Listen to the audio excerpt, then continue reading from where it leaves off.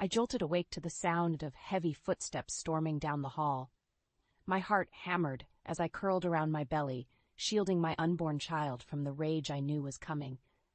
The door flew open and Dane's hulking frame filled the doorway, reeking of cigarettes and stale beer. "Get up," he barked, grabbing my arm and wrenching me off the bed. I cried out as pain exploded through my shoulder. "The baby," I gasped. "Do you think I care about that thing?"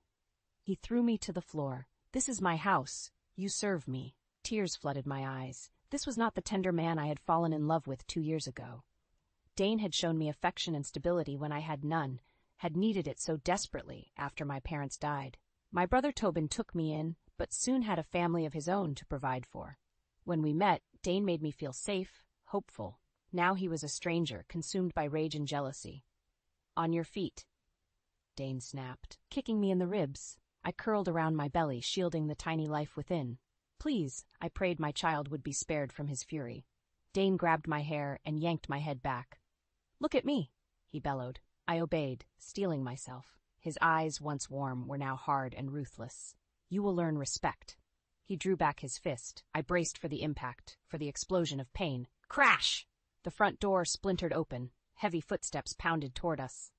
Tobin and Kira burst into the room, faces twisted in rage at the sight of me cowering before my husband. "Get away from her!" Tobin roared, grabbing Dane and slamming him against the wall. My brother's strength had always paled next to Dane's bulk, but now Tobin's fury made him formidable. Kira rushed toward me, horror etched across her delicate features. "Alara!" "My God!" She helped me sit up, her touch infinitely gentle next to the abuse I had become accustomed to. I leaned into her embrace, overwhelmed with gratitude.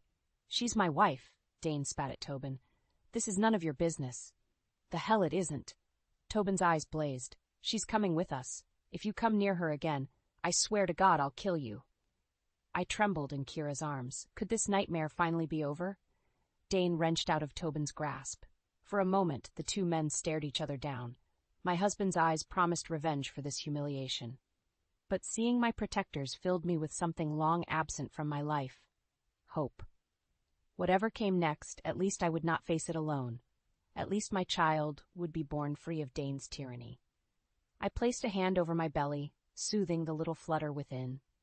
As Tobin and Kira led me safely into the light of day, I swore my unborn son or daughter would never suffer my fate. Not when I had two guardians willing to stand up to the dark. I winced as Kira dabbed antiseptic on my swollen lip. We sat in her and Tobin's tiny kitchen while my brother paced, raking his hands through his hair. "Why didn't you tell me it was this bad?" Tobin asked, agony etched on his face. My tongue probed the tender split in my lip. "I was ashamed," I whispered, "and scared. Dane said if I told anyone." I shook my head, tears burning. Tobin crouched before me, gentle despite his fury. "Alara, listen to me. That bastard will never lay a hand on you again. I swear it." I nodded, not trusting my voice. Since our parents died, Tobin had been my guardian angel. He was the one who introduced me to Dane after I couldn't find work.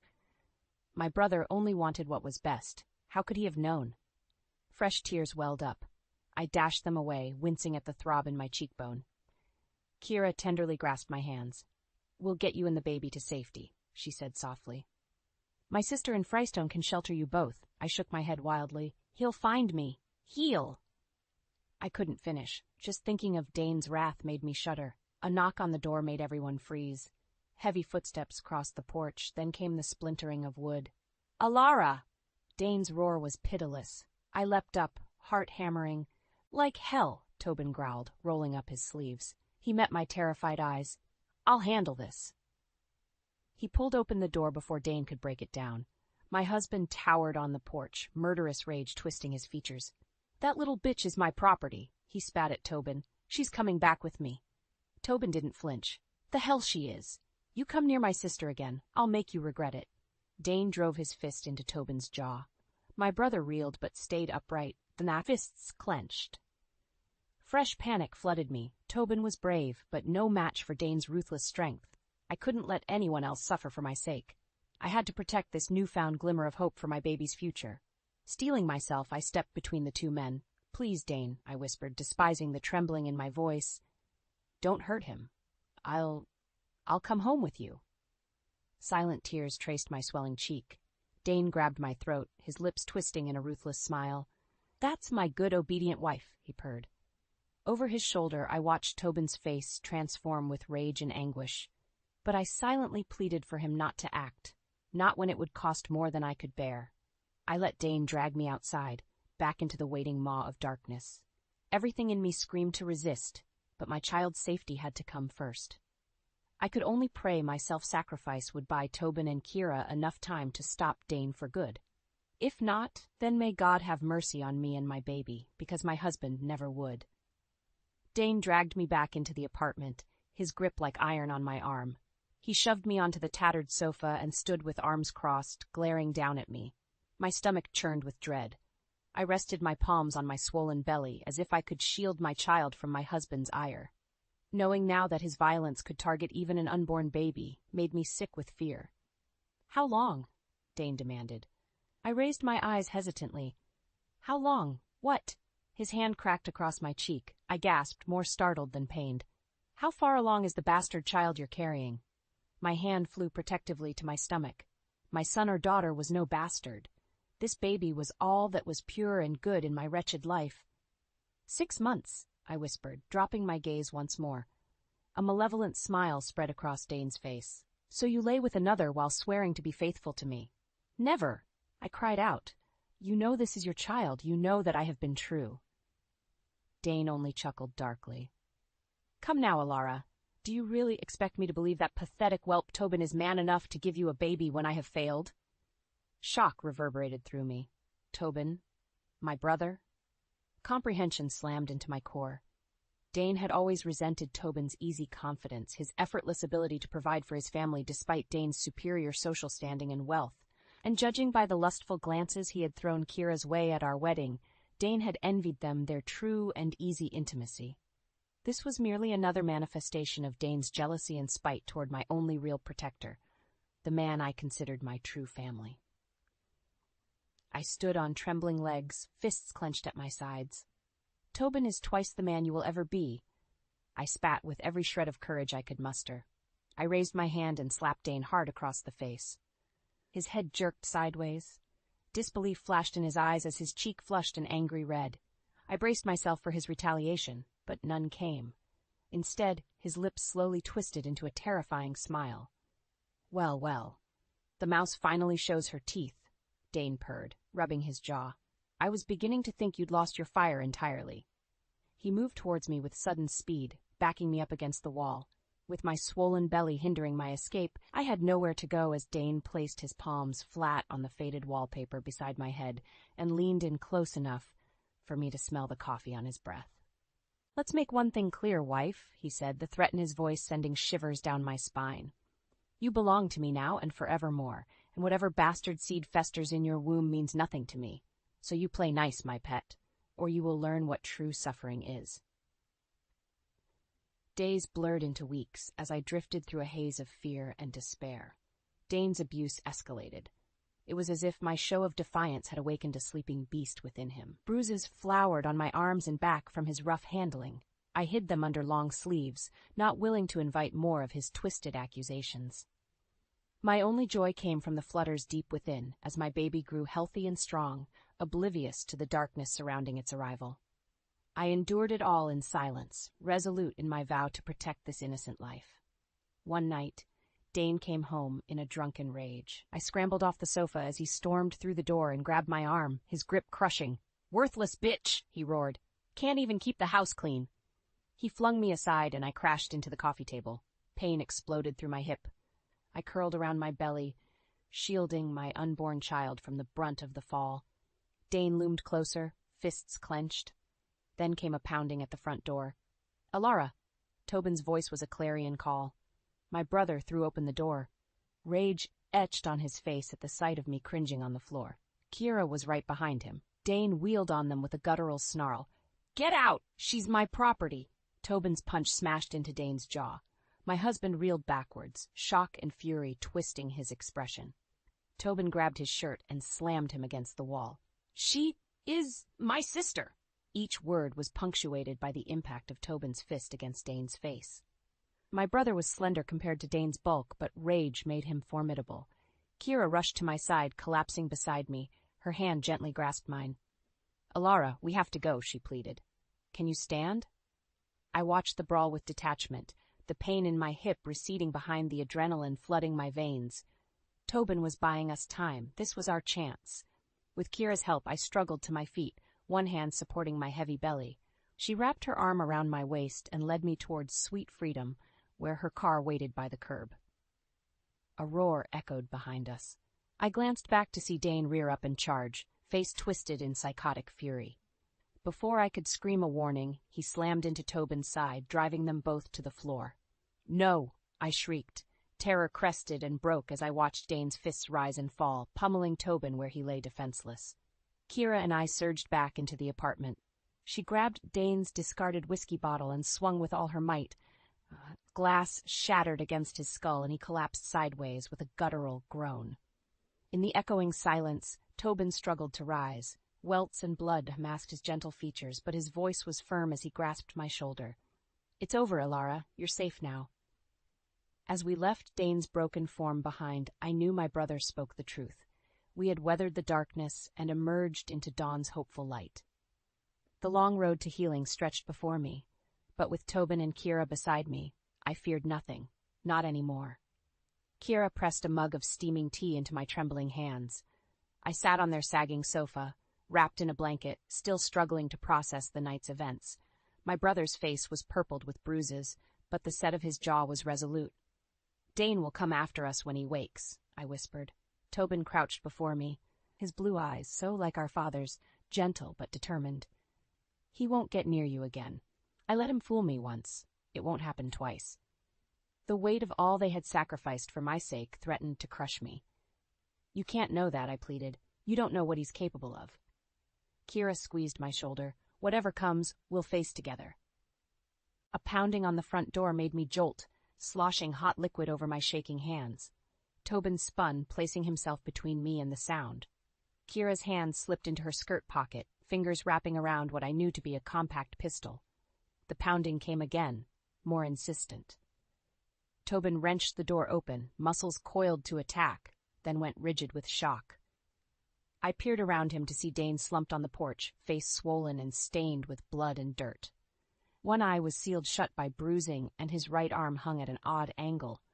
But somehow he smiled through split and swollen lips when he saw me cringing behind my brother. "Alara," he rasped, digging his heels in as if to stand. "You're my wife." Tobin shoved him back down with one hand. "Like hell she is. How did you find us?" Dane coughed, then spit a wad of blood onto the weathered boards. "Wasn't hard," he grunted. "I'm an old friend of the family, after all." Confusion knifed through me. I clutched Tobin's shoulder with my free hand, my stomach roiling as dread crept up my spine. "What is he talking about?" Tobin's shoulders curled inward, like a weight was settling over him. He turned and grasped my hands with gentle urgency. "Alara, there's something I need to tell you, something I should have told you long ago." He guided me back inside, nodding for Kira to watch Dane. Then he sat me on the sofa and crouched before me again, regret and anguish chasing each other across his face. "I've known Dane far longer than you have, little sister. We were childhood friends. Practically brothers." Tobin's voice dropped to a pained whisper. I never dreamed he was capable of such darkness, that he would turn the affection I once felt into this madness. The shattered pieces of my reality cut fresh wounds across my soul. I stared at my brother through a film of tears, my voice barely a tremulous breath. "How could you bring this monster into our family?" Tobin grasped my hands, his skin rough and so achingly familiar. "I swear to you, Alara, I will spend my life making amends." Behind him, Kira stepped onto the porch, pistol raised. My brother's eyes hardened with ruthless purpose. "But first, we end this." I winced as Kira examined the dark bruises ringing my throat. Her green eyes blazed with fury, but her voice was gentle. "Alara, why protect him?" she asked. I turned my face away, ashamed. It had been 1 month since our escape from Dane. 1 month since I had collapsed sobbing in Kira's arms after Tobin revealed their history with my tormentor, the man I had once hoped to call husband. Tobin wanted to end Dane permanently, but I convinced him not to tarnish his soul for my sake. So Dane rotted in prison while we pieced together the fragments of our lives. But yesterday Dane had cornered me on the courthouse steps, public and bold as you please. His parole hearing was scheduled despite my testimony. His eyes promised revenge even as they drank in my face. When his hands closed around my throat, relishing my pulse, none intervened until I sank into darkness. I awoke to Kira tending my injuries, Tobin bellowing at the chief of police. But the strangle marks branding my flesh also marked the imprint of Dane's soul on mine. He thought to reclaim me, and perhaps a dark part of my spirit longed to revisit his particular hell.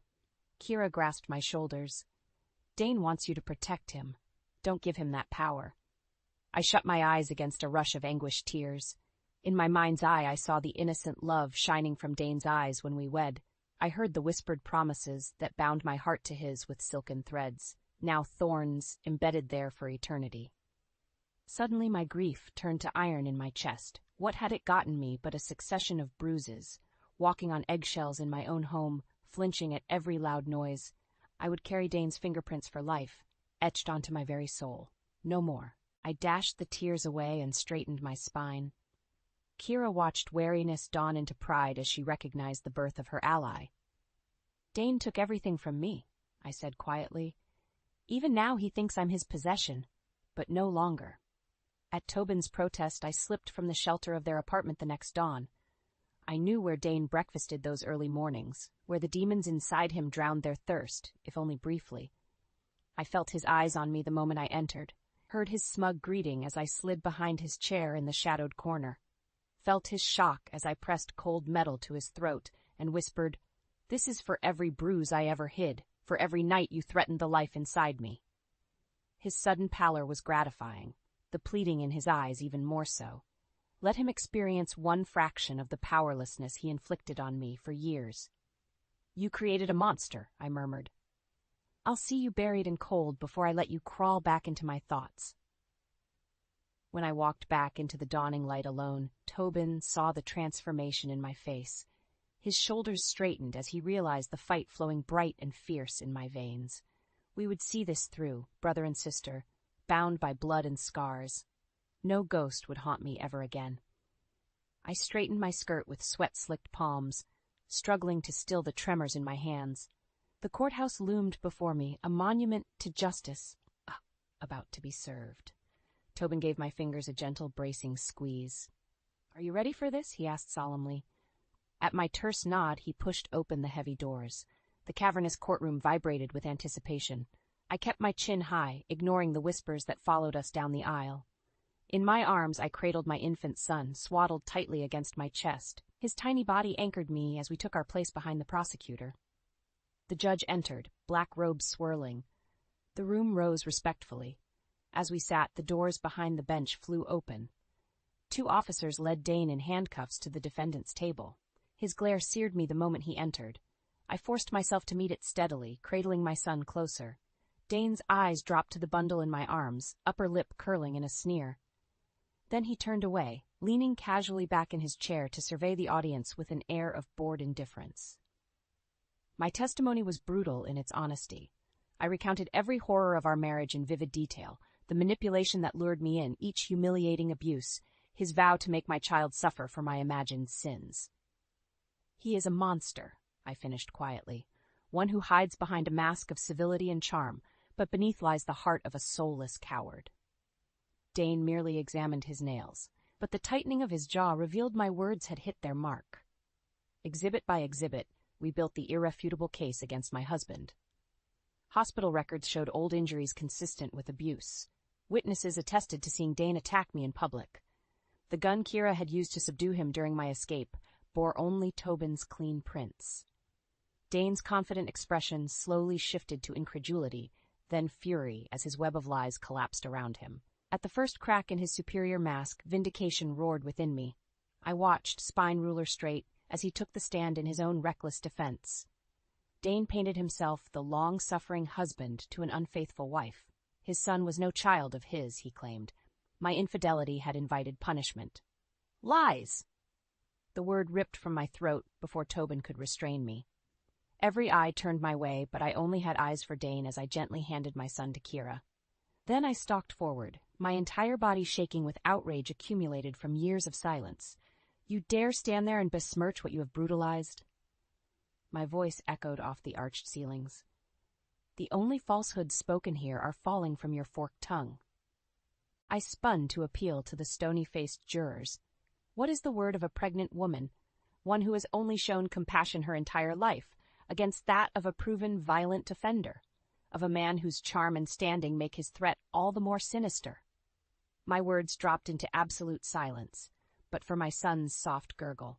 I walked back to Kira, gentling my tone as I lifted the baby to my cheek. The only innocence in this room lies in my arms, gentlemen. I implore you, do not let it be corrupted by the poison of this serpent. The foreman's eyes shone bright. Behind him, Dane sank into his seat, recognition of his defeat breaking across his face at last. I blinked against the brilliant sunlight, pausing at the foot of the courthouse steps. Tobin and Kira flanked me like patient sentinels while I adjusted the strap of the baby carrier across my chest. My son burbled happily, his tiny hand curled around my finger. The click of a lighter made me glance over. Across the street, half hidden by a copse of trees, Dane lifted the dancing flame to the cigarette between his lips. His eyes locked with mine over the sparking light, flat and cold in his expressionless face. He took a long, slow drag, wreathed by tendrils of smoke that faded on the breeze between us. There was no menace in that penetrating stare today, only grudging acceptance that his empire of lies had fallen at last. I gazed back levelly, seeing the man before me with new clarity. Just a sad, bitter soul who knew no other way to live except by extinguishing the light of others. Well, no longer. The small flame of innocence in my arms would grow into a bonfire of joy and self-worth that no one could ever dampen. I would make certain of it. I blinked and Dane was gone, leaving only the lingering acrid scent of tobacco hanging beneath the trees. Tobin's hand gripped my shoulder. "It's time to put the ghost to rest, Alara," he said gently. His eyes sought mine, bright with purpose. "I think it's time we went home." I let the words settle comfortingly around my heart as Tobin led us to the car where Kira waited. Home. A safe harbor I had not known in years, save for the shelter of my guardians through the storm. But as we navigated out of the bustling city into gentle hills mantled in emerald, my breath caught at the sight of home emerging through the dappled light. The cottage was just as I remembered, whitewashed walls festooned with vines and brilliant flowers, wide windows welcoming golden sunlight to kiss the polished wood floors within. It was the only real home I had known since our parents' deaths. Tobin had given up the property to follow his career in the city, had built his new life tethered in chains to Dane without even knowing. Now we had come full circle to mend and forge fresh bonds on beloved soil. I crossed the threshold into crisp, sweet air, redolent of fresh bread and dried lavender. Vases overflowed with flowers from Tobin and Kira's garden. I stroked their velvety petals, overwhelmed with gratitude for their silent reassurance that beauty could bloom in even the most scorched earth. My son's new nursery shone with honeyed light, awaiting us to build new memories within its walls. And through the windows I could glimpse the sun-drenched hill where Mama, Papa, and I once picnicked among the riotous wildflowers. Where Papa had held my tiny hands as I took my first graceful steps into the world. I would walk there with my son when he was old enough, would cradle Papa's gentle wisdom and Mama's courage imprinted on my heart to share with my beautiful boy. He would never walk alone. I would battle any monster plaguing his little mind or darkening the horizon before I allowed it to haunt him, as I had been haunted. As I stood watching my son sleep, his tiny chest rising and falling in blissful peace, Tobin appeared silently beside me. Without turning, I slipped my hand into his larger one with a contented sigh.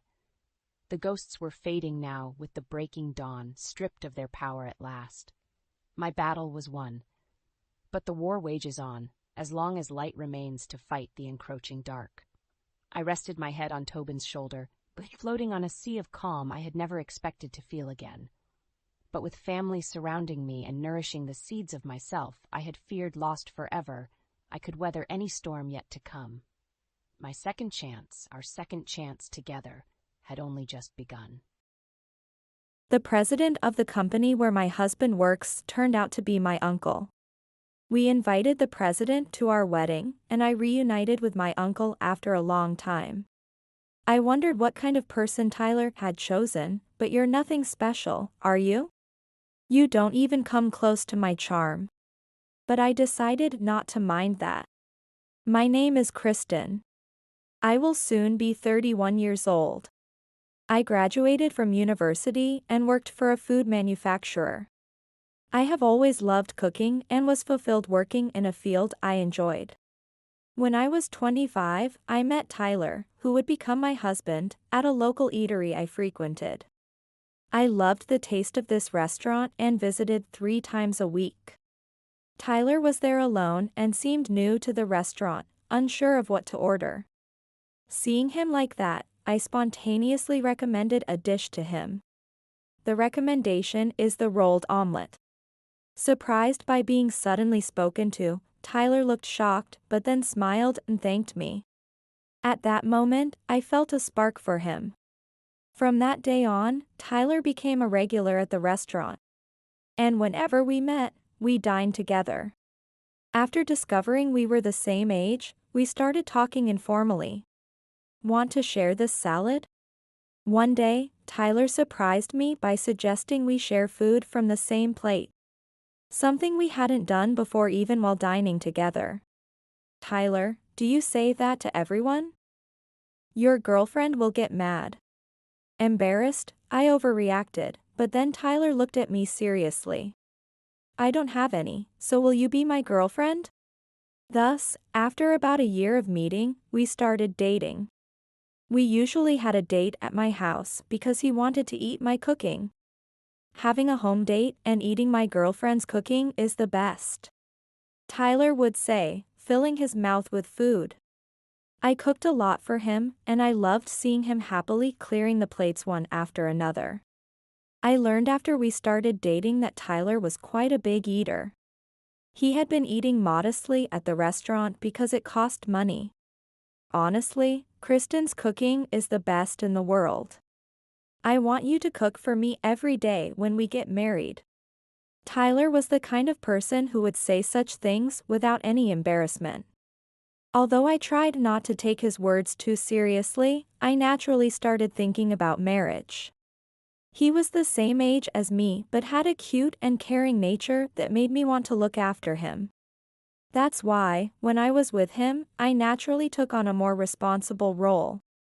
However, there was no sign of a proposal from Tyler, and before I knew it, 2 years had passed. Impatient, I asked him, "What do you think about marriage?" After a moment of thought, he said, "Being with you feels so natural, I hadn't really thought about it. We're pretty much like a married couple already." Furthermore, Tyler said that he would be okay with a de facto marriage without registration. However, I had dreamed of getting married and sharing Tyler's last name. When I expressed this, he said, "Then, let's get married." Thus, we registered our marriage and became husband and wife. Although he had been okay with just living together, I was glad we got married. Seeing my name written with Tyler's last name on mail and being called at places like hospitals made me feel happy and constantly reminded me that I was married to him. Above all, I was truly happy to be with him every day, not just on weekends. After getting married, I cooked passionately for every meal. Because he enjoyed eating so much, there really was a joy in cooking for him. In the midst of this, we were preparing for our wedding ceremony. I won't invite the company president, but you will, right? Tyler's colleagues who had married had all invited the president. And surprisingly, the president's wife was also attending. Even the president's wife attends, huh? While thinking this, I continued preparing for the ceremony. The preparation for the wedding was more challenging than I thought. And I was quite overwhelmed. During this time, Tyler's response to anything I asked was always the same. "Kristen, you can decide everything." And invariably, he would add, "Because whatever you decide is what I want to do."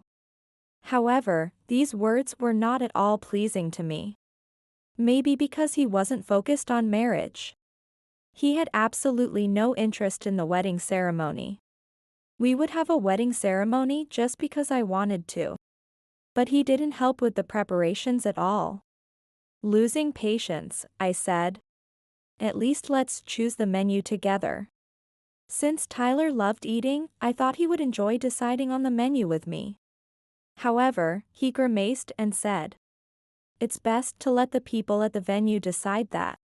While a certain menu was already set, there were choices to be made. And I wanted to enjoy making those decisions together. My feelings didn't reach him, and I ended up preparing for the wedding mostly alone. Tyler's indifferent attitude made me feel a bit lonely. However, he wasn't saying he didn't want to do it, so I somehow managed to shift my mood. And then, the day of the wedding arrived. "You look absolutely beautiful, Kristen," Tyler said with a full smile to me in my wedding dress. With those words, all the memories of preparing almost alone for the wedding ceremony just faded away. The ceremony proceeded smoothly, and the guests made their way to the main seats. Then, Tyler's company president and his wife arrived. "Hi. Long time no see. Thank you for coming today." Tyler seemed flustered by my words.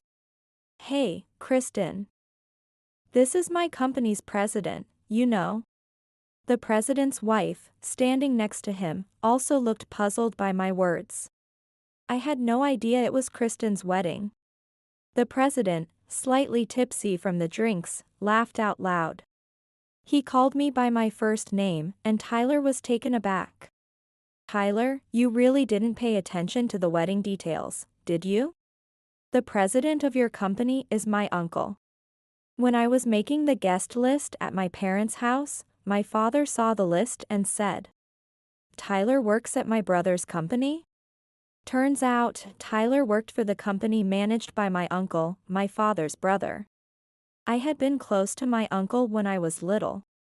But I hadn't seen him much since becoming an adult. Of course, I had told Tyler about this.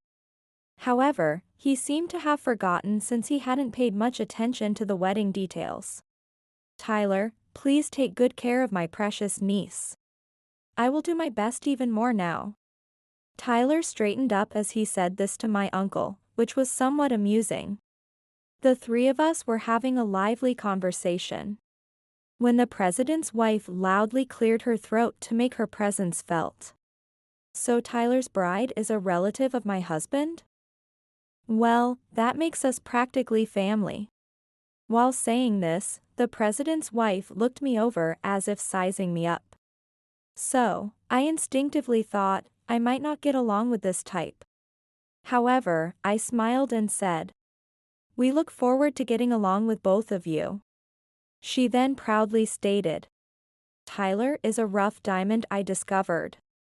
According to her, she had vigorously persuaded my uncle to hire Tyler after his interview. Tyler had a good background, and with her assistance, my uncle had decided to hire him. I felt a bit of an edge in her words, but neither my uncle nor Tyler seemed to care. Because Tyler is working in my company, I got to meet Kristen after such a long time. Anyway, congratulations.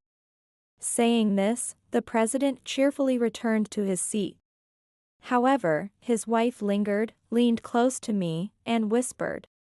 I wondered what kind of person Tyler had chosen, but you're really nothing special, are you? You don't even come close to my charm. With that, she smugly returned to her seat. I was momentarily stunned, unable to comprehend what had just been said. However, I realized she was trying to assert dominance over me. But at that moment, I didn't understand why she would do that. Her remarks were briefly troubling. But I was soon surrounded by many friends and enjoyed a happy time. However, as we said goodbye to the guests, she made another insinuating remark. That food was delicious. Of course, it was Tyler's choice, right? She spoke as if I weren't there, only addressing Tyler. Then, she continued. Tyler always enjoys his food so much, so his taste in food must be excellent. Hearing this, I thought, the president's wife really likes Tyler. That's why she came at me about not being alluring. I silently listened to how he would respond. Then, he said, "Of course, I chose it. Wasn't it the best?" I was irritated by his self-satisfied comment. "What do you mean you chose it? You didn't even look at the menu." Though I was upset internally, I didn't show that in my voice or demeanor. Then, the president's wife said, "I knew it. I understand everything about Tyler." I was put off by her flirtatious behavior. She left the venue without even glancing at me. When we got home, exhausted, we collapsed on the sofa. I thought weddings were a hassle, but it turned out to be fun. I couldn't resist a jab. It was all thanks to my preparations. "And yet, you said such things in front of the president's wife. It seems she really likes you." I pointed out that Tyler had lied about selecting the menu himself. Startled, he responded, "I had to. I need to maintain good relations, after all." From Tyler's words, I realized he was aware that she favored him. Well, it was fun, so it's okay. Despite being somewhat annoyed by her actions, I knew I wouldn't have to deal with her much longer. I decided to keep only the happy memories of the day. The wedding went off without a hitch, and we spent a peaceful year together. Around that time, I was busy leading a project at work. Perhaps because of that, Tyler and I began to have more frequent minor disagreements. "Don't just leave your dishes there, at least take them to the kitchen." "Oh, I was going to do it later." Tyler had been watching TV for quite a while before saying that. He never intended to do that, but whenever I called him out, he started saying, "I was planning to do that." Since I became a leader, I started bringing work home. The honeymoon phase was long gone. So we stopped having conversations even while eating together. He used to eat anything I cooked and would say it was delicious. But now, he no longer comments on my cooking, nor does he express any gratitude for the meal. Furthermore, Tyler was always looking at his phone during meals. I had warned him several times, but since he didn't change, I got tired of mentioning that. Then, one day, I came home late from work. I had prepared dinner in the morning, so it was ready to eat after just warming and mixing in the microwave. I had sent Tyler a message about that. However, when I got home, he was lying down watching TV. And on the table, there were scattered empty food containers from the store. Seeing this scene after coming home tired, I felt at my limit. "Didn't you see the message I sent? Didn't you look at it?" I became stern without being able to stop myself. "I saw it. I didn't quite understand it, so I bought something to eat." Tyler said this without even looking at me.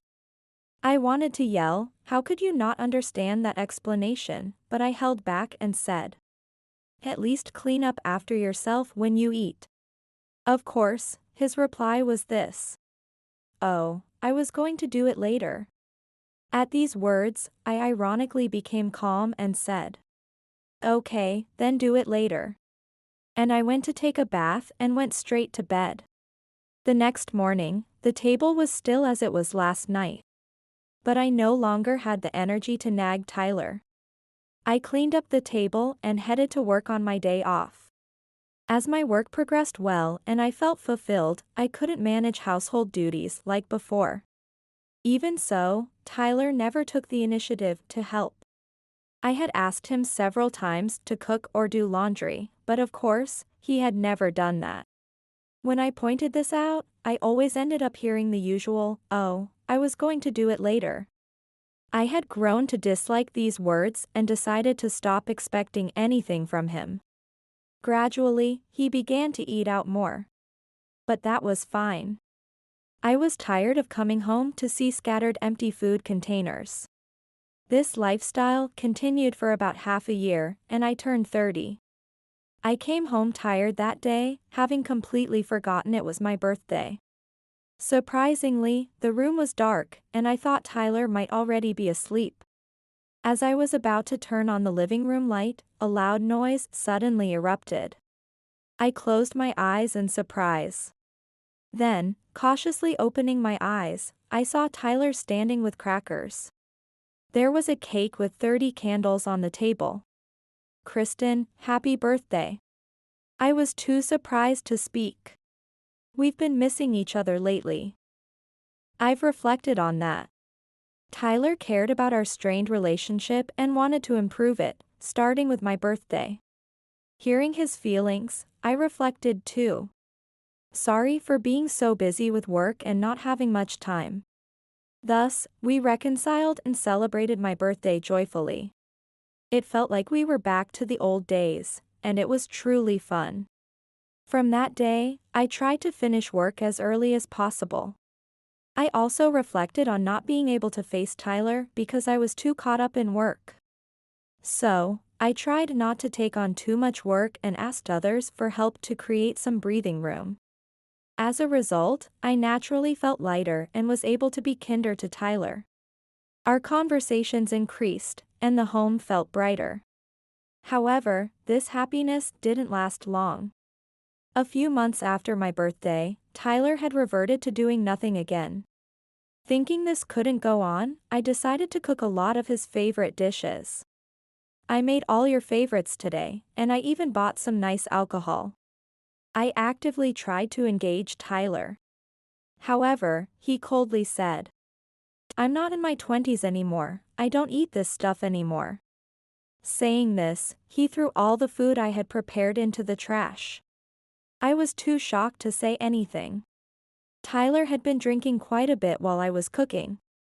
Even though he was drunk, I couldn't forgive this appalling behavior. The next morning, when the alcohol had worn off, I showed him a photo. "What? Don't show me pictures of such ugly food." He sighed heavily and looked away from the photo. I struggled to hold back my tears. "Don't you remember because you were drunk? You threw away all the food I made." I had taken photos of the discarded food. However, he sighed even more deeply and said, "Maybe it's impossible for us to get along, isn't it?" Saying this, Tyler went out somewhere. I was left with a gaping hole in my heart as I headed to the office. I had a business trip to the neighboring town that day. There was an important presentation, so I decided to forget about Tyler for the moment. After successfully completing the meeting, I returned home earlier than planned. When I opened the front door, I saw unfamiliar women's shoes. Tyler's shoes were there too, so I was certain he had brought a woman home. As I had become busier, I had started writing my schedule on the whiteboard on the fridge. It seemed Tyler had seen this and let his guard down, thinking I wouldn't be home yet.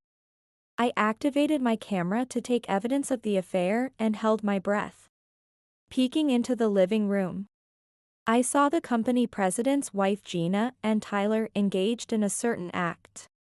Gross. It was a sight I wanted to look away from. But I continued recording until the conversation was over.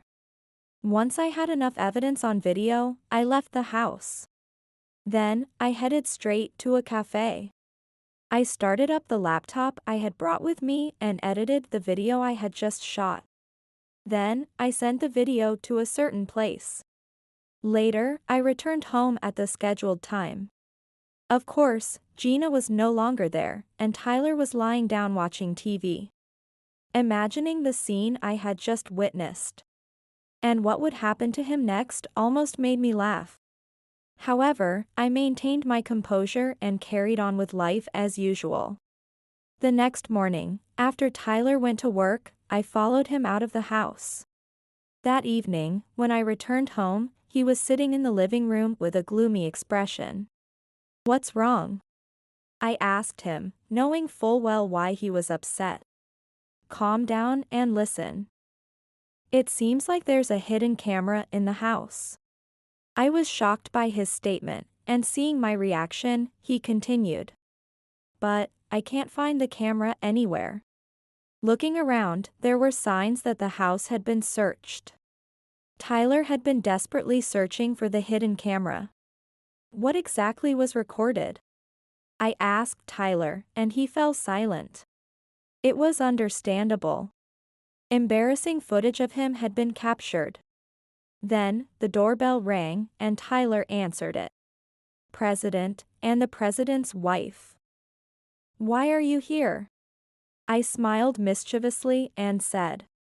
Now, all the main characters are here. Gina had an expression that suggested she had already seen the video. However, the president, my uncle, seemed not to have seen it yet and was struggling to grasp the situation. In fact, I had called Tyler's company, asking the president and his wife to come to the house. Shall we watch this now? I displayed the video on my laptop. It showed Tyler and Gina playing a real-life house game. Gina, is dinner ready yet? Tyler, you're so cute. While saying this, Gina brought the food from the kitchen. She cooled a hot hamburger steak with her mouth before feeding it to Tyler. Gina's cooking is the best. I'm tired of Kristen's cooking. Oh, don't mention that plain Jane. I'm 68, but I'm still hotter than she is. While saying this, Tyler and Gina cuddled up together. I paused the video there. Unfortunately, there's no hidden camera anywhere. I was the one watching and recording. Tyler, the president, and Gina seemed lost for words. Then, I pressed the play button again. A slideshow started. It showed Tyler throwing away my food, lying on the sofa watching TV, and exchanging loving messages with Gina.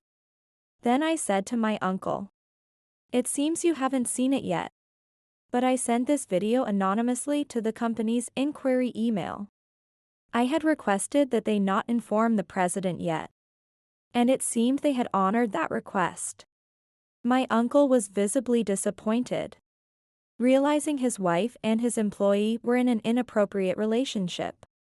Gina was desperately trying to explain herself when I said, "The following is unreleased footage." I pressed the play button. Then, Tyler and Gina appeared again on screen. Did the birthday cake plan work? Just like you said, Gina, she fell for it. She got all happy just because I celebrated her birthday. Then, the two of them burst out laughing. Essentially, Tyler celebrating my birthday was a strategy proposed by her, so that I wouldn't suspect his infidelity. Finally, the president, who had been silent, spoke with a trembling voice. What were you two thinking? Hurting my dear niece. Cheating behind my back, don't think you'll be forgiven. Then, Gina, with tears streaming down her face, said, "It's not like that." Tyler came on to me. There's no way I would be with such a young guy. This video must be fabricated by this woman. Next, Tyler raised his voice. Don't joke with me. Who would seriously be with an old lady like you? I was just being nice because you're the president's wife. Tyler and Gina began to blame each other. I was just being nice to get money from her. That's not the real me in those videos, it was all for money. Tyler said that he had been receiving large amounts of money every time he met with Gina. He considered it like a part-time job being with her. Nobody's going to believe that. I coldly pushed away Tyler, who was clinging to me. Tyler had been cold to me, having an affair with the president's wife. That fact wouldn't change, and above all, this video was proof. Gina, of course we're getting divorced. Pack your things right now and get out of my sight. No. Why has it come to this? I coldly said to her who was crying. This is what happens when you do such things. I played the video again.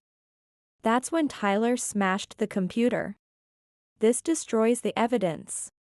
He seemed triumphant, thinking he was safe since the data was gone.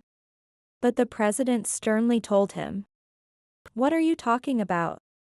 The data still exists, and what you've done will never disappear." Tyler seemed to have completely forgotten that the video had been sent to the company's email. Realizing this, his face turned red, and he said, "Later, send everyone in the company an email saying it was all a lie." With a broad smile, I replied, "Oh, I was planning to do that later, but now I can't because the computer is broken." Of course, even if the computer had been available, I had no intention of doing such a thing. I simply returned to Tyler the same words he always used on me. Thus, the affair between Tyler and the president's wife became known throughout the company. The president eventually divorced his wife after a lawsuit, as she continued to refuse the divorce. Tyler was fired from the company. I later learned that Tyler, who was hired at the insistence of Gina, was completely incompetent at his job. There had been numerous complaints from other employees about his work. However, everything had been covered up by her. And she had hired Tyler because he was to her liking. At first, she was content just watching, but she initiated more after disliking that he married me. The timing coincided with a troubled period in our marriage, and Tyler, tempted by the large sums of money, ended up having an affair with her. Tyler refused to divorce me. I was just being exploited because of my position. "I have no feelings for Gina, so it doesn't count as cheating," he claimed. Thinking this was absurd, I decided to leave the rest to my lawyer.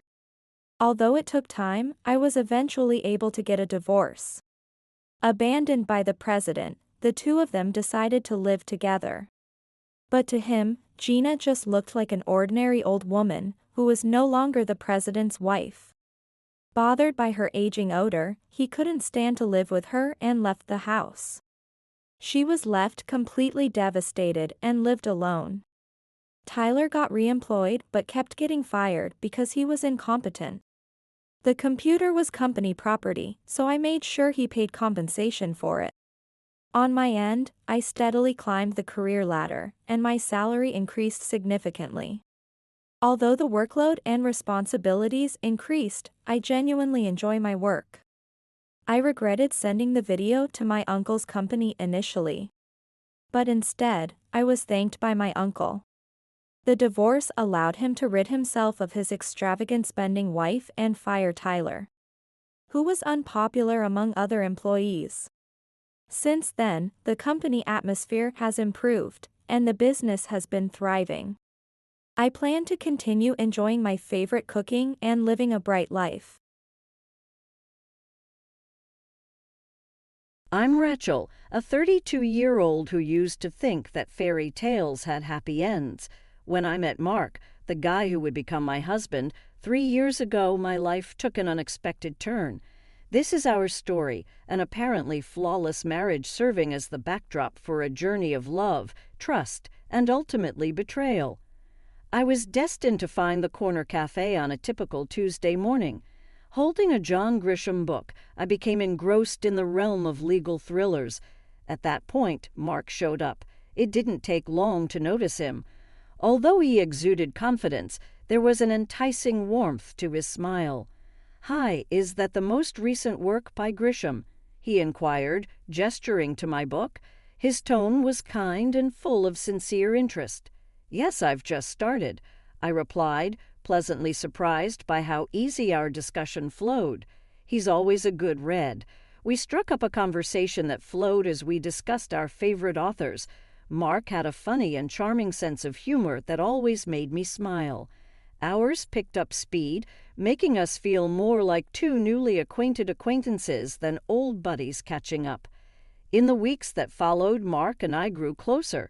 Our shared interests in music, particularly old jazz, and a mutual love for exploring hidden bookstores around the city cemented our bond. He was charming, respectful, and attentive. I found myself eagerly anticipating our dates, each encounter leaving me more enchanted. One evening as we walked along the river, Mark's tone turned serious. "Rachel, I've never felt this way before. I think I'm falling for you," he confessed under the dim glow of the streetlights. His words sent a rush of warmth through me. "I feel the same, Mark. You're unlike anyone I've ever met," I admitted, my heart racing with excitement and a hint of fear. 6 months flew by, and our relationship only grew stronger. It was during a cozy dinner at my apartment when Mark proposed. The moment was simple yet profoundly sincere. There was no hesitation in my yes. I loved him, and I believed in our future together. The joy of our engagement, however, was soon met with apprehension as the time came to meet Mark's parents. His mother, Linda, was a stern woman with piercing eyes that seemed to judge my every move. His father was more amiable, but there was an undeniable seriousness to him, especially regarding the institution of marriage. During a formal dinner at their house, Mark's father brought up the subject of a prenuptial agreement. "It's just practical," he stated matter-of-factly. The request caught me off guard, but given my past experience with a cheating ex-boyfriend, I understood the necessity. "I agree, but I have a condition," I said, steadying my voice. "If either of us cheats, the cheater owes the other $100,000. Mark's expression was a mix of surprise and respect. "I promise, Rachel, I'd never cheat on you," he said earnestly. I wanted to believe him, to trust that this time my heart was safe. Our wedding was a beautiful affair filled with laughter, dancing, and promises of forever. The first year of our marriage felt like living in a dream. We traveled to romantic destinations, enjoyed quiet evenings at home, and supported each other's ambitions. Mark was not just my husband, he was my best friend, my confidant. After the whirlwind of our wedding, Mark and I settled into married life with an ease that surprised even me. Our first year was like living in a bubble of happiness, untouched by the outside world. Our honeymoon in Paris was a dream. Strolling along the Seine, we were just two lovebirds lost in a city of love. "Can you believe we're here?" I asked Mark one evening as we watched the Eiffel Tower light up. He pulled me close and said, "With you, I can believe anything. This is just the start for us, Rachel." Those days were filled with laughter, romantic dinners, and promises of a future together. We returned home with a suitcase full of memories and a bond that felt unbreakable. Back home, our days found a comfortable routine. Mark would kiss me goodbye every morning before heading to work, and I'd be waiting with dinner when he got back. We talked about everything and nothing, our conversation stretching late into the night.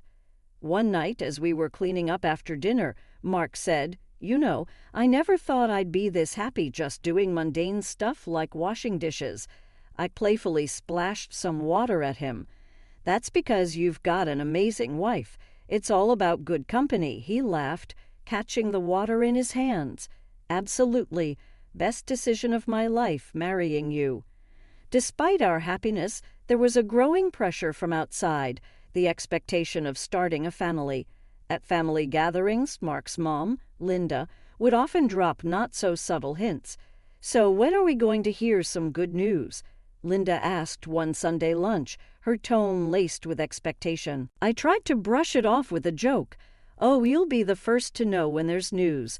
But her persistence grew over time and started to strain me. Mark noticed my discomfort but reassured me, "Don't let my mom get to you. We'll start a family when we're ready, not a minute sooner." Despite these pressures, our first year of marriage was magical. We celebrated our first anniversary with a quiet dinner at home.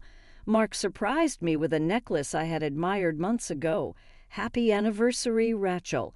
Here's to many more years of happiness," he said, his eyes shining with love. I felt tears prick my eyes as I said, "Thank you, Mark. I couldn't have asked for a better partner in life." That night, as we cuddled on the couch, I couldn't help but feel incredibly lucky.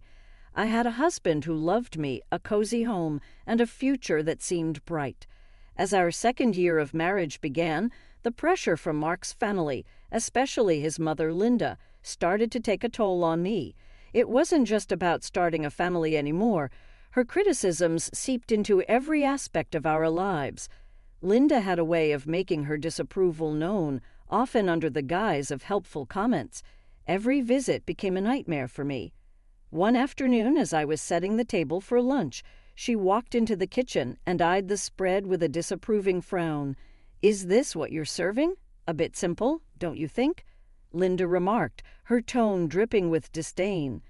I clenched my jaw, trying to maintain my composure. "I thought we'd enjoy something light today." She just sniffed, muttering under her breath about proper meals and good housekeeping. Her comments weren't just confined to my cooking. She found fault in everything I did, from the way I decorated the house to how I spent my free time. Nothing was off limits. One evening, while Mark and I were relaxing in the living room, Linda decided to give her unsolicited opinion. "You know, Rachel, if Mark gave me the money he spends on you, I could hire a proper cleaner and a cook." Mark looked uncomfortable, but didn't say anything. His silence felt like a betrayal. I was seething but managed to say, "Well, Linda, I'm doing my best here." What hurt the most was how Mark's attitude started to change. He began echoing his mother's criticisms, albeit in a more subtle way. After one of Linda's visits, Mark casually mentioned, "Mom might have a point about the house. Maybe we should consider getting some help." I felt a pang of hurt and frustration. "So you think I can't handle it either?" I asked, my voice trembling. "No, that's not what I meant," he backpedaled, but the damage was done. The constant criticisms and Mark's growing detachment were straining our marriage. We started having arguments over trivial things, our once easy conversations turning into tense exchanges. After a particularly heated argument, I found myself wondering aloud, "What happened to us, Mark? We used to be on the same team." He ran a hand through his hair, looking frustrated. "I don't know, Rachel. It's just everything feels so complicated now." I went to bed that night feeling lonely and misunderstood. Linda's insidious comments had not only invaded my home, but were also creeping into my marriage, leaving me to wonder if the love Mark and I shared was strong enough to withstand this constant barrage of negativity. As the third year of our marriage rolled in, a sense of unease began to settle in my heart. The once bright flame of our love seemed to flicker under the shadow of doubt and mistrust. It started with a phone call, or rather, several of them. A name kept popping up on Mark's phone, Jake. I couldn't help but notice how Mark's demeanor changed whenever that name flashed on the screen. One evening, while we were watching TV, his phone rang again. Jake. The screen flashed. Mark quickly silenced it and put the phone away, but not before I saw the nervous glance he threw my way. "Who's Jake?" I asked, trying to sound casual, but my heart was pounding. "Oh, just a new guy at work. No one important," Mark replied, but his voice was too nonchalant, his answer too rehearsed. Mark's behavior began to change. He started coming home late from work, his excuses flimsy and inconsistent. His wardrobe underwent a transformation too, from casual to sharply tailored suits. Working late again? I questioned one night as he prepared to leave, noticing his dressed-up appearance. "Yeah, a big project," he said without meeting my eyes. "Don't wait up." One day my frustration boiled over. As Mark was about to leave for another late night at work, I confronted him. "This isn't like you, Mark. What's really going on?" I demanded, my voice trembling with a mixture of anger and fear. Mark sighed, his expression a mix of guilt and annoyance. "I told you it's just work. Why can't you trust me?" "Because you're hiding something. You're never here, and when you are, it's like you're a million miles away," I shot back, my eyes stinging with tears. Mark didn't respond. He just grabbed his coat and left, leaving me standing there, feeling more alone than ever. That night, lying in our empty bed, I made a decision. I couldn't live in this limbo of doubt and suspicion. I needed to know the truth, whatever it was. The next morning, I called a private detective. It felt like a betrayal, but the constant worry and uncertainty were eating me alive. I needed answers, and I was determined to get them, no matter what they revealed about the man I thought I knew. The days after contacting the private detective were a haze of anxiety and anticipation. I felt like I was walking on a tightrope, trying to maintain a semblance of normalcy while my world was quietly crumbling around me. Then the call came, and with it, the shattering of my last hope. "Mrs. Johnson, we have conclusive evidence. I'm afraid your suspicions were correct." The detective's voice was solemn, heavy with the weight of the news he was delivering. He explained that Mark had been having an affair. The mysterious Jake on his phone was actually a woman. My heart sank as he detailed their meetings, providing timestamps and photos. It was irrefutable. I sat there, phone in hand, feeling a mix of devastation and vindication. My worst fears weren't just fears anymore. They were cold, hard facts. Despite the pain, I decided not to confront Mark immediately. I needed more than just the evidence of his infidelity. I needed to understand the full extent of his deceit. One evening, as I was passing by his home office, I overheard a conversation that chilled me to the bone. Mark was talking to his mother, Linda. "Mom, I'm planning to end it with Rachel after your birthday." Mark's voice was cold, devoid of any affection he once had for me. "Oh, that's wise, dear. Make sure she gets me a nice 65th birthday present before you drop the bomb," Linda replied, her voice laced with a callousness that took my breath away. I leaned against the wall, feeling nauseous. Not only was my husband unfaithful, but he and his mother were plotting against me, waiting to use me for one last expensive gift before discarding me. Fueled by a mixture of anger and resolve, I decided to play along. I continued as if nothing was wrong while secretly gathering more evidence of Mark's infidelity. The detective provided me with everything: photos, videos, and even audio recordings. I was building my case, preparing for the moment I would strike back. As I lay in bed each night next to the man who had betrayed me, a plan began to form in my mind. I would wait until after Linda's birthday. I would give them the illusion of victory, let them think they had outsmarted me. But when they least expected it, I would reveal everything and turn the tables. As Linda's 65th birthday approached, I put on a mask of ignorance, acting as though everything was normal. Inside, I was a cauldron of emotions: anger, betrayal, and a fierce determination to see my plan through. A few days before the birthday, Linda casually mentioned her upcoming celebration during a family dinner.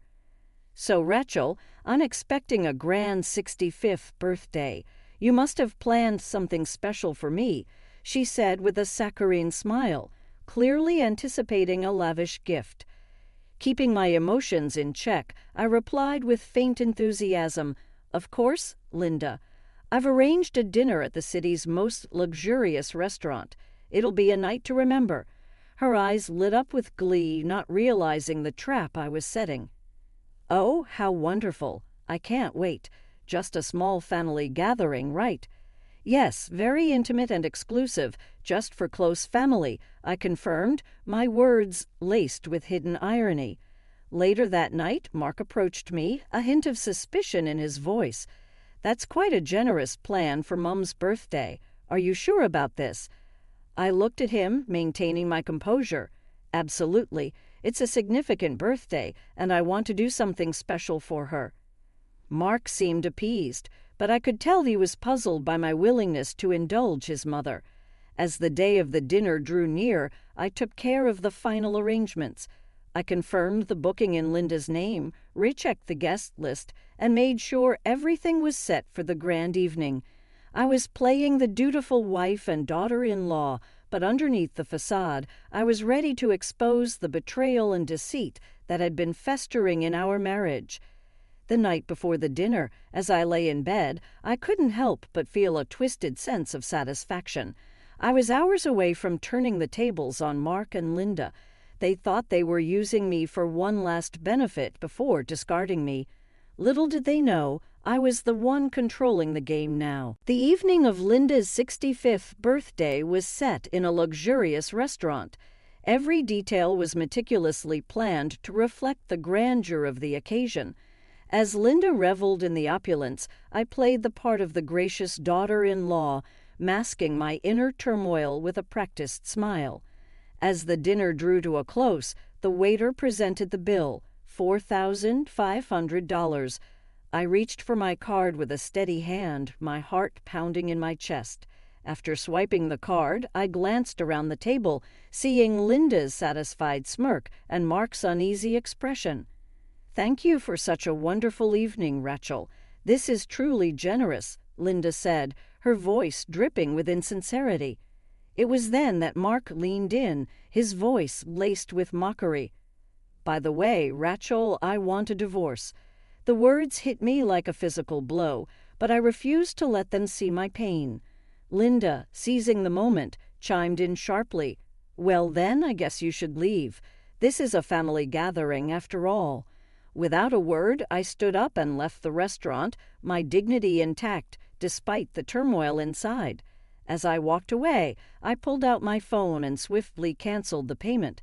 Then, with a few more taps, I blocked the shared account. Mark couldn't cover the cost either. Back at home, I packed my belongings quickly, the finality of my actions setting in. I was leaving this chapter of my life behind, stepping into an uncertain but hopeful future. Soon, my phone erupted with calls. I answered, and Linda's voice, shrill with rage and panic, filled my ears. The payment didn't go through. The restaurant staff called the police. "What have you done?" Her words were a cacophony of anger and disbelief, but I remained silent, letting her tirade wash over me. This was their doing, their betrayal and manipulation coming back to haunt them.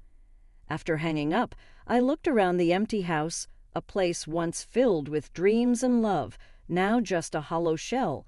I took a deep breath, stepped out the door, and didn't look back. Their calls continued, a desperate plea for help that I no longer felt obliged to answer. I had made my move, exposed their deceit, and now it was time for me to rebuild away from the lies and the pain that had defined my life for far too long. After leaving my marital home, I spent a restless night at a friend's place, my mind racing with what needed to be done next. The morning sun brought with it a sense of clarity and determination. It was time for the final confrontation. I arrived at the house to find Mark and Linda waiting, their faces a mix of anger and confusion, clutching the divorce papers and the evidence of Mark's infidelity. I steeled myself for the battle ahead. Linda was the first to break the silence, her voice dripping with scorn. "So you've come crawling back after embarrassing us like that?" I met her gaze, unflinching. "I'm not here to crawl. I'm here for a divorce." Mark, who announced our divorce a day ago, suddenly tried to win everything back. "Rachel, can't we talk about this? It was a mistake." I cut him off, holding up the evidence. "Save it, Mark. Your mistake was ongoing and well documented." Linda scoffed, trying to regain control. "You think you can just walk away and leave us with nothing. You're nothing without us." I laid the divorce papers on the table. "Actually, it's you who will be leaving me with something. According to our prenup, Mark owes me $100,000 for his infidelity." Mark's face went pale, and Linda's eyes widened in shock as they scrambled to respond. I felt a weight lifting off my shoulders. This was it, the end of the lies, the deceit, and the pain. "You can try to fight this, but the evidence is clear. I suggest you pay up and move on," I said, my voice steady. Linda had lost her customary boldness and was dumbfounded, while Mark appeared defeated. I turned and left the house without saying anything more, feeling a sense of liberation as the door closed behind me. The subsequent appeals and calls were ignored. I had permanently closed that chapter of my life. They ultimately had to pay. Although Mark needed to borrow money from his parents, I didn't give a damn where it came from. It provided some little comfort for the betrayal, but more than anything it brought finality. I felt at ease when I signed the final paperwork while sitting in the attorney's office. Despite the difficult journey filled with heartbreak and betrayal, I emerged stronger and more resilient. Feeling liberated, I ventured outside into the daylight, eager to begin afresh. Though everything remained unclear, I might still influence the future. I felt like I was finally entering the light after all the darkness. My greedy husband secretly cut my parachute when I was jumping from 10,000 feet for skydiving. I was free-falling towards the ground, but luckily, at 500 feet, my backup parachute opened, and I was saved. My husband had planned to kill me and claim my $50 million life insurance, intending to marry his lover. I decided to take revenge and exposed him, delivering a shocking revelation the very next day when he woke up. My name is Sarah, and if you had asked me a few months ago where I thought my life would be today, I would have never imagined how everything would change. I always dreamed of flying, feeling the rush of wind, the freedom of soaring high above the world. And that's why I wanted to skydive. It had been a dream of mine for as long as I could remember, but I never had the courage to actually go through with it. That was until I met John. John and I had been married for 6 months. I was 29 and he was 32. We had a good life, a comfortable life. He was always the responsible one, the planner, while I was a little more adventurous. We were perfect for each other, or so I thought. The idea of skydiving came up right after our wedding. We were sitting on the couch one evening, having a casual conversation about the future. I told John that I wanted to take a skydiving course. His response wasn't what I expected. He immediately told me it was dangerous, that it wasn't something a responsible person should even consider. But I didn't let it get to me. John, it's my dream, I said, trying to make him understand. He shook his head. It's reckless, Sarah. You have so much to live for. Why take the risk? At the time, I was disappointed, but I accepted his view. I knew he was just worried about me. After all, we had just gotten married, and the idea of losing me wasn't something he could easily accept. But something changed. A week later, as we sat at dinner, John brought up the topic again. I've been thinking about it, he said, his voice a little more hesitant. If this is something you really want to do, maybe I should support you. I was taken aback. Really? I thought you weren't okay with it. John shrugged, looking down at his plate. I guess I've been overprotective. But if it makes you happy, then I'll back you up. I couldn't believe it. He had gone from being completely against it to suddenly supporting me. I was thrilled, but at the same time, I couldn't shake the feeling that something was off. Why the sudden change? I didn't question him too much. After all, he was my husband, and I wanted to believe he had my best interests at heart. A few days later, we went to the local skydiving school, and I registered for the 2-month course. The instructors were kind and reassuring, and the idea of jumping out of a plane no longer seemed as terrifying as it had before. John, however, wasn't as enthusiastic about it as I was. He would drop me off at the school every week, but would never stay. He never once watched me practice, never once showed up for the training days. The first few lessons were hard. I had to overcome a lot of fear. But with each jump, I felt more confident, more alive. I remember one day, after a particularly difficult practice, I came home with my heart racing. John was sitting on the couch, watching TV. I did it, I said, out of breath. I jumped from 3,000 feet today. It was amazing. John glanced at me with a slight smile, but his eyes didn't seem to match the excitement in my voice. That's good, I guess, he said. His tone was flat, and his face unreadable. Just be careful, okay? I didn't let his attitude bring me down. I was living my dream. But the more I trained, the more I realized that John wasn't the same person I had married. He wasn't the supportive, loving husband I had imagined. I tried to brush it off, telling myself that he was just nervous and that he would come around eventually. As the course progressed, my instructors were telling me I was ready for my solo jump. I was thrilled but nervous. I had spent months training for this moment. It was the final day, the day I had been working toward for so long. The morning of the jump, I woke up feeling a mix of excitement and fear. I dressed in my jumpsuit, ready to face the sky. When I came downstairs, John was already in the kitchen, making coffee. I noticed that he looked a little different. There was something in his eyes, something I couldn't place. Ready for today? He asked, trying to sound cheerful. I nodded. I'm nervous, but I can do this.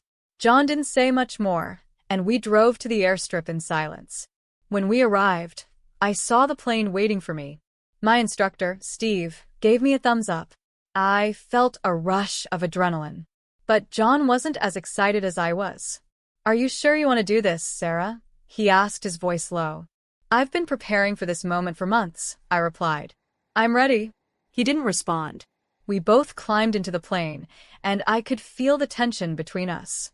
The engine roared to life, and soon we were rising into the sky. At 10,000 feet, it was my turn. I felt my heart racing in my chest as I prepared to make the jump. I couldn't believe it was finally happening. But then, as I stood in the doorway, looking out at the vast sky, I noticed something strange. John was standing next to me, his face pale. "Are you sure about this?" he asked again, his voice shaky. "John, I have to do this," I said, my voice steady. He hesitated for a moment, then nodded. "Okay, be careful." I took a deep breath and leaped into the open air. The first few seconds were pure freedom. The wind was rushing past me, and I felt weightless. But then something went horribly wrong. As I reached 4,000 feet, I pulled the cord to open my parachute, but nothing happened. Panic surged through me as I tugged again. The chute wouldn't open. That's when I saw it, a huge tear in the canopy. I couldn't control the parachute. I was falling. I screamed, trying to stay calm. I had no choice now but to use my backup parachute. I pulled the cord with everything I had, and it deployed just in time, slowing my fall as I neared the ground. I landed hard but safely. My heart was pounding in my chest. As I sat there on the ground, trying to catch my breath, I noticed something that made my blood run cold. The parachute I had just used, the one that saved my life, wasn't the one I had trained with. The first parachute, the one I had deployed first, had been cut. Someone had deliberately sabotaged it. My mind raced. Who could have done this? I could hardly believe what I had just experienced. I sat there, trembling, my mind struggling to process everything that had just happened. I had almost died, and for what? For a dream? Or was it something more sinister? The wind was still heavy in my ears, but all I could hear was the loud thumping of my heart. When I finally regained my bearings and looked up, my instructor, Steve, was standing next to me. He looked just as shaken as I felt. "Are you okay?" he asked, his voice full of concern. I don't know," I stammered, still looking at the parachute. "This isn't right." Something happened. My parachute, it was cut. Steve bent down to inspect the parachute and looked at me with wide eyes. "It wasn't just damaged, Sarah. It was deliberately cut." Someone did this. I felt like the ground beneath me was shifting. My heart dropped into my stomach. I had no idea who could have done such a thing. Why would anyone want to hurt me? I thought back to everything leading up to this moment. Could it have been a mistake? Could it have been some kind of freak accident? But deep down, I knew it wasn't. Steve helped me get up and walked me back to the airstrip. The whole time, my mind was racing. I couldn't focus on anything other than the terrifying thought that someone had tried to kill me. But who? The only people who knew about my skydiving plans were the people close to me, my husband, John, and maybe the people at the school. As I sat on the plane ride back, I couldn't shake the nagging feeling in my gut. John hadn't been supportive about my skydiving in the first place. He had always been worried, cautious, and constantly trying to keep me from doing things that seemed too dangerous. But now, his sudden support, his change in behavior, seemed more like an act. I couldn't ignore the feeling anymore. Something was wrong. By the time we got home, I was exhausted, both physically and mentally. I couldn't stop replaying the events over and over in my mind. When I walked through the door, John was in the living room, staring at his phone. "Sarah," he said, standing up. His voice was full of relief. "I can't believe you're okay. I was so scared when I saw you land. Are you hurt?" I nodded, trying to keep my composure. "I'm fine." But something happened during the jump. My parachute was cut. John froze for a moment, his face going pale. "What? Are you sure?" I stared at him, trying to read his expression. "Yes, I'm sure. It was cut on purpose." John looked away, clearly avoiding eye contact.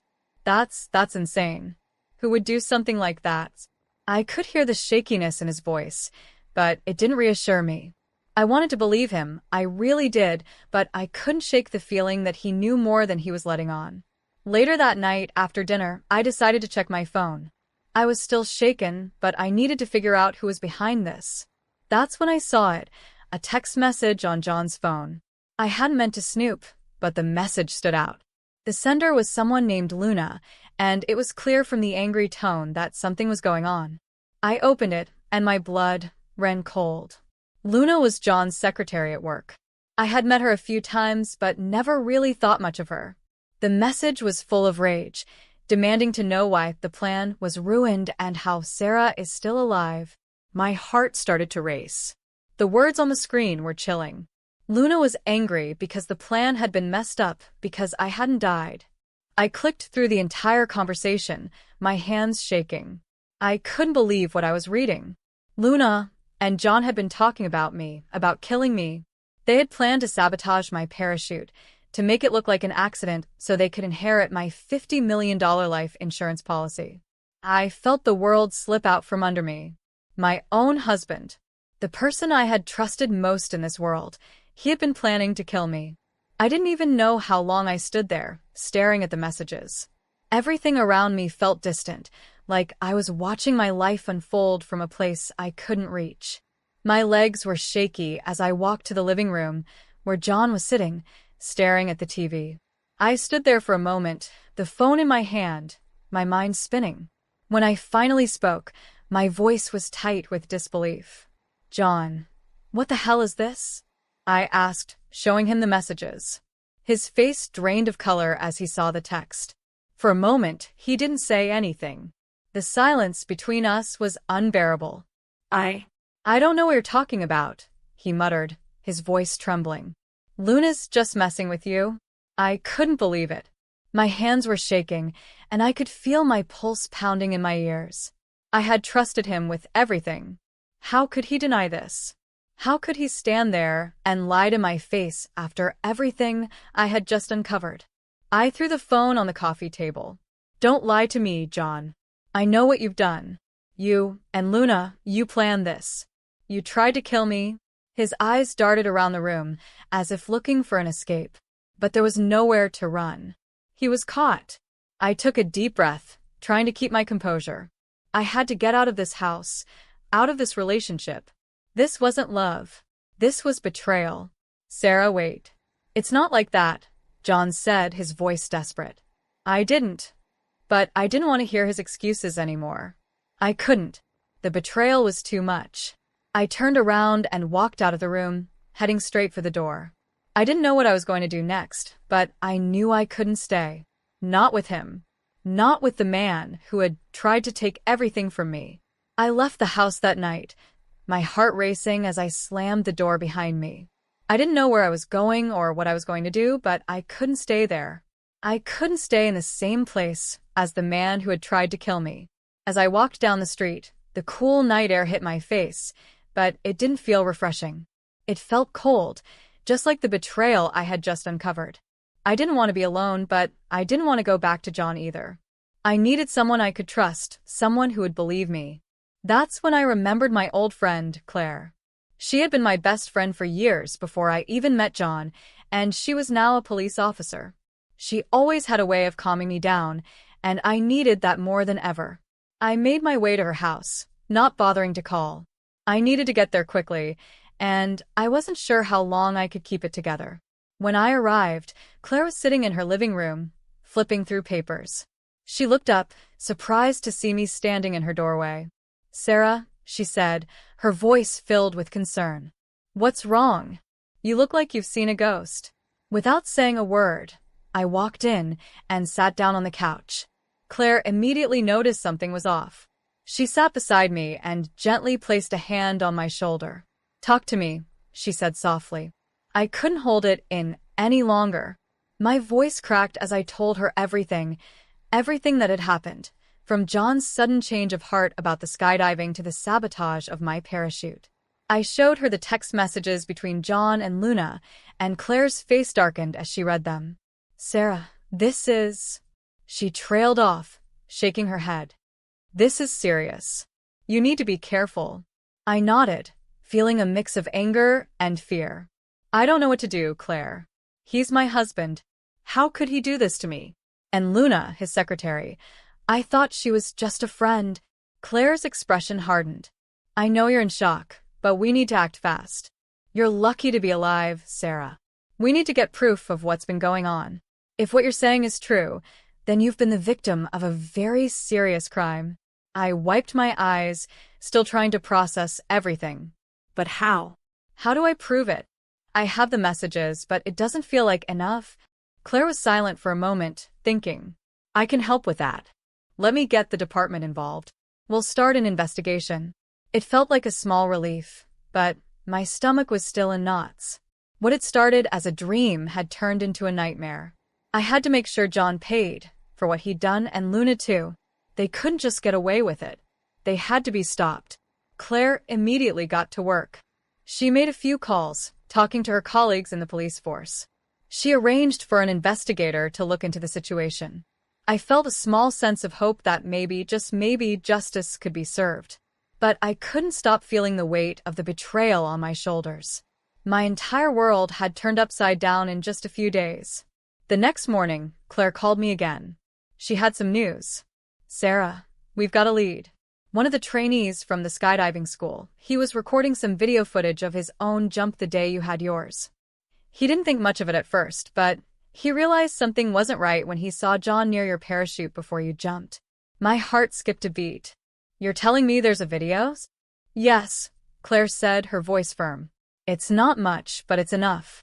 We can clearly see John near your parachute, and there's something in his hand, a knife. The footage shows him cutting the cords of the parachute. I was stunned. I had always thought John had been calm and collected, but this footage was clear evidence of his intent. He had planned to kill me, and the video proved it. Claire, this is it. This is the proof I need, I said, my voice shaking. Exactly. We've got him now. But there's more. Luna's involved too. I'm going to talk to her. We need to get both of them in custody. It felt like a weight was being lifted from my chest, but at the same time, I could feel my anger rising again. I couldn't believe I had spent so much time with these people, trusted them, loved them, and they had been planning my death all along. That afternoon, Claire and I went to the police station to view the video. It was shocking, seeing John's face, his hand with the knife, clearly cutting the parachute that would have been my death sentence. The video wasn't perfect, but it was enough to get a warrant for John's arrest. It wasn't long before the officers found John and arrested him. I thought seeing him in handcuffs would bring me peace, but it didn't. I didn't feel any satisfaction from watching him being led away. My emotions were a whirlwind: anger, sadness, disbelief. But I knew one thing for sure. I had to stay strong. I had to make sure this nightmare ended. Luna's arrest came soon after. She was just as much a part of the plan as John, and when they arrested her, she didn't seem surprised at all. In fact, she looked at me with a smug smile, as if she knew her fate was sealed. As John and Luna were taken into custody, I couldn't help but feel a strange sense of vindication. They had tried to take my life, but I had survived. I had found the strength to fight back. I wasn't going to let them get away with it. I watched as John and Luna were led away in handcuffs, their heads down, expressions cold. Part of me wanted to scream, to run up and confront them, but I knew it wouldn't change anything. The truth was out now, and I had nothing left to prove. I had survived. That was enough for me. The days that followed were a blur. The police investigation was thorough, and both John and Luna were charged with conspiracy to commit murder. The evidence against them was overwhelming: the video footage, the text messages, and the testimonies from the skydiving instructors who had witnessed John near my parachute before the jump. It was all there, laid out for the world to see. But despite the justice that was being served, I couldn't help but feel hollow. It wasn't the relief I had expected. I had spent so many months loving someone who had betrayed me in the worst way possible, and now that he was facing the consequences, I still felt empty. One afternoon, I sat down with Claire in her office. She had been a constant support through everything, and I owed her more than I could ever express. She leaned forward, her eyes kind but serious. You did the right thing, Sarah. This is over now. You're free. I nodded, though the weight of the words didn't fully hit me yet. I don't feel free, I said quietly. I just feel lost. Like everything I thought I knew about my life, about love, has been turned upside down. Claire's expression softened. It's normal to feel that way. You were betrayed by someone you trusted. That takes time to heal. But you're alive. You've won. And that's something you can hold on to. Her words helped, but the road ahead still felt uncertain. I had to figure out what came next. What was my life going to look like now, without John, and without the weight of that dark secret hanging over me? The trial came and went. John's confession during the proceedings only confirmed what we already knew. He had been plotting with Luna for months. His plan had been simple: make it look like a tragic accident, collect my life insurance, and marry Luna to claim his newfound wealth. But it hadn't worked. Instead, it had destroyed everything. John was sentenced to life in prison for attempted murder, while Luna received a lesser sentence for her role in the conspiracy. She looked angry during her trial, but there was nothing she could say that could change her fate. They both got what they deserved, but still, I felt no satisfaction from their punishment. Maybe it was because it wasn't about vengeance for me anymore. It was about reclaiming my life. After everything was over, I decided to leave the city. The memories of John and Luna, of their betrayal, were too much to bear. I couldn't stay there, not with the constant reminder of the life I had once shared with him. I sold our house and moved to a quiet town by the coast. The change of scenery was exactly what I needed. Living alone was hard at first. I had to adjust to a new way of life, free from the constant tension of betrayal. But slowly, I began to heal. I started doing things for myself again, things I had put off when I was with John. I joined a new skydiving club, not because I needed to prove anything, but because I realized that it had always been about me, about my dream. I wasn't going to let anyone take that away from me. I also started volunteering at a local shelter, helping people who had gone through hardships similar to my own.